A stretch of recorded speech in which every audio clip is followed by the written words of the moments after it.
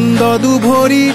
খেল হব গতির হব হৃদয়তে গোল বড়লেন্ড রাইজনি बिखायाव बेथारनि मोनफ्रोमबो बियाबाव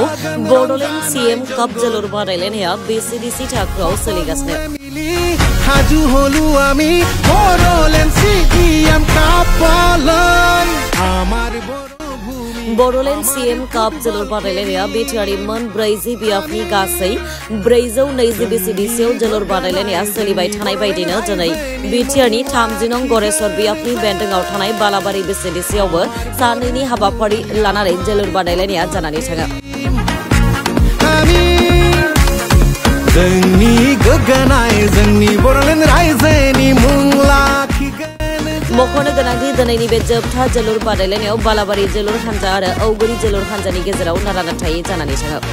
बे जोबथा बादायलायनायाव बालाबारि जोलुर हानजाया औगुरि जोलुर हानजाखौ 3 गल होनानै औगुरि जोलुर हानजाखौ फेजेननानै बियाब थाखोनि जोलुर बादायलायनायाव आवग्रिनो हायो उज्जली उठिसे समन्वयरे उत्सव नामिसे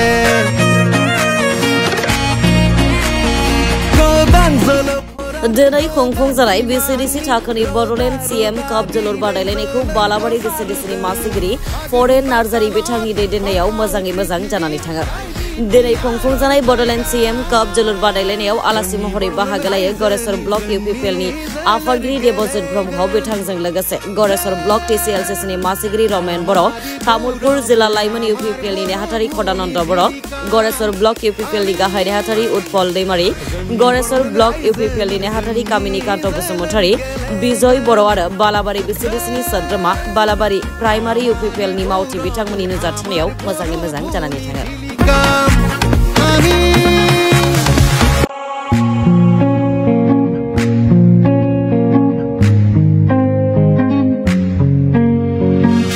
ছন্দ দুভরি খেল হব গতির হব হৃদয়তে গোল मैयानिफ्राय जि Bodoland CM cup football tournament बियो जानानै दिनै जोबथा माने फाइनाल बे फाइनाला जानानै थांबाय आरो बेहाय बालाबारि बीसीडीसी हिसाबै मोनब्रै टीमा बेहाय बाहागो लादोंमोन आरो बे हिसाबै दिनै माने बालाबारि जथाय एफसी आरो भकपुर एफसी बे मोननैनि गेजेराव माने फाइनाल माने खेला जादोंमोन आरो बे फाइनालाव बालाबारि जथाय एफसीआ भकपुर एफसीखौ 3-0 गोलाव फेजेननानै बिथांमोना चेम्पियन जाबाय बालाबारि बीसीडीसी हिसाबै आरो आसा खालामो नैबे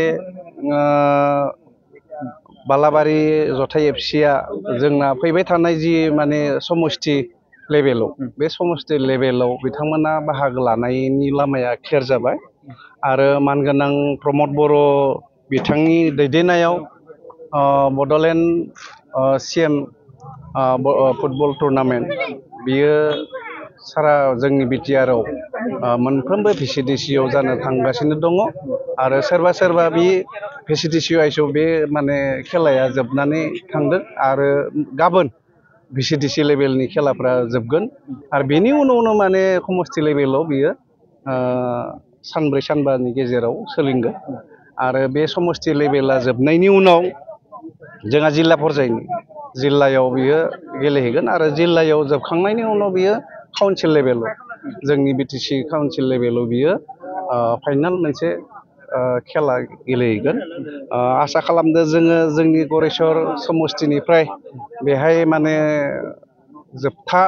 माने फाइनालखौ गेलेनो मोननायनि जोङो मोनसे मिजिं थिदों आरो बेनि थाखाय जोङो मोनफ्रोमबो माने बीसीडीसीखौ जोंनि समष्टियाव 10टा बीसीडीसीआ बेयाव बाहागो लादों आरो बे 10टा बीसीडीसीनि साबसिन माने टीमखौ जोङो जिल्ला पर्यायसिम माने दैथायहरनो हायो आसा खालामदों जिल्लानिफ्राय जोङो जाहाथे माने काउन्सिल लेभेलाव गेलेहैनो हायो बेखौनो आसा खालामदों आरो जोङो बयखौबो बीसीडीसी चेयारमेन बिथांमोनखौ खावलायदों बा बिथांमोना मोजांनिख्रुइ मोजां माने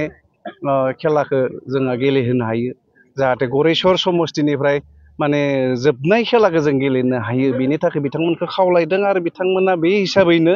VCDC लेभेलाव हानायखिना बिथांमोना नारानाथा नाजादों जोङो मोजां खेल जाहाथे देखायनो हायो बेखौनो आखा खालामदों। बड'लेण्ड CM काप फुटबल टुर्नामेन्ट गुबै खुंनाय थांखिया जाहैबाय जोंहा जिहेतु BTC ओनसोला गोबां खेल बा खेलाजों जोंनि माने जि ओनसोल बे BTC ओनसोलनि मानसिफोरा जथेस्थ' खेला गेलेनानै जोंहा रायजो बा माहारि माने स्टेट आरो नेसनेल लेभेलाव गेलेनानै जथेस्थ'खिनि जोंहा बान्था मोननो हादों आरो बे सुबिदाखौ जोङो आसामनिफ्राय जानानै गेलेनायाव जोंनि बड'लेण्डनिफ्राय मेक्सिमाम माने जिकुनु खेलाखौनो जोङो गेलेनानै माने जथेस्थ'खिनि बान्था मोननो हादों आरो जिहेतु जोंहा मोनसे गेलेनो हानाय केपासिटि दङ माने बड'लेण्डआव जथेस्थ' माने जोंहा सेंग्रा सिख्लाफोरा मोनसे खेलानि प्रति आग्रह आरो बे आग्रह हिसाबै जोङो सानदों माने माखासे जोंनि सुबुंफोरखौ बे खेलानि गेजेरजों जोङो भबिष्यतआव आवगायना लाना थांनो हायो आरो जिहेतु जोंहा मोनसे 2 बोसोर जाबाय माने भारतनि माहारियारि जि माने दुरान्ड काप बे दुरान्ड कापआव जिहेतु BTC ओनसोलाव जोङो बेखौ मोजाङै खुंफुंनानै हरनो हादों 2 बोसोर बे 2 बोसोराव खुंफुंना हरनो हानायनि जि मोनसे नेरसोन बायदियै बे माने जोंनि दुरान्ड कापनि जाय बिगोमा जायफोरा बे माने खेलाखौ फाथियो बिथांमोना बड'लेण्ड ओनसोलनिफ्रायनो दुरान्ड काप गेलेनो हानाय माने खेला गेलेगिरि बे खेला गेलेगिरि माने सायख'नानै गेलेहोनो मोनसे सुबिदाखौ होदों आरो बिनि अनगायैबो जोंहा माने नर्थ इस्टआव जि माने 6 सिडुल इन्टार 6 सिडुल मोनसे काउन्सिल दं बे काउन्सिलफोराव माने जिहेतु जोंहा थांनाय बोसोराव बेखौ खुंफुंनानै मोजाङै मोजां खुंफुंनानै हरनो हादों दा बेनिफ्राय जोङो बुंनो हायो माने फुटबलखौ जोंनि बड'लेण्ड ओनसोलनि मानसिफोरा रायजोफोरा एक्सेप्ट खालामदों माने आजावना लादों आरो बेखौ जोङो जोंनि देहाजों लोगोसे जोंनि जि माने लाइफ स्टाइल बा जोंहा फैबाय थानाय जोंनि सेंग्रा सिख्लाफोर बे खेलाखौ गेलेनानै जोङो जथेस्थ' आवगायलांनायनि मोनसे सिमां नुहुरदों आरो जोंनि बिटिआरनि चिफ बिथां प्रमद बर'आ बेखौनो आसा खालामदों जे माने गुबुन गुबुन लेखा फरायनायजों लोगोसे खेल धेमालिजोंबो जोङो जिहेतु आवगायलांनो हायो गावबा गावनि प्रतिभाखौ मोनसे देखायनो हायो केपासिटिखौ देखायनो हायो बेखौनो आसा खालामनानै बिथाङा नैबे फुटबल एकदम गामि लेभेलनिफ्राय आराम्भ खालामनो जायखौ जोङो VCDC होनना बुंदों बे गामि लेभेलनिफ्राय आराम्भ खालामनानै जोङो जाहाथे माने बिटिआरआव गेलेनायनि सुबिदाखौ मोनो आरो बिटिआरनि लोगोसे रायजो बा नेसनेल लेभेलाव फुटबलखौ गेलेनानै जों दावगालांनो हायो बेखौनो आसा खालामनानै बिथाङा नैबे बड'लेण्ड CM फुटबल टुर्नामेन्टनि खुंनायनि गुबै थांखिया बेखौ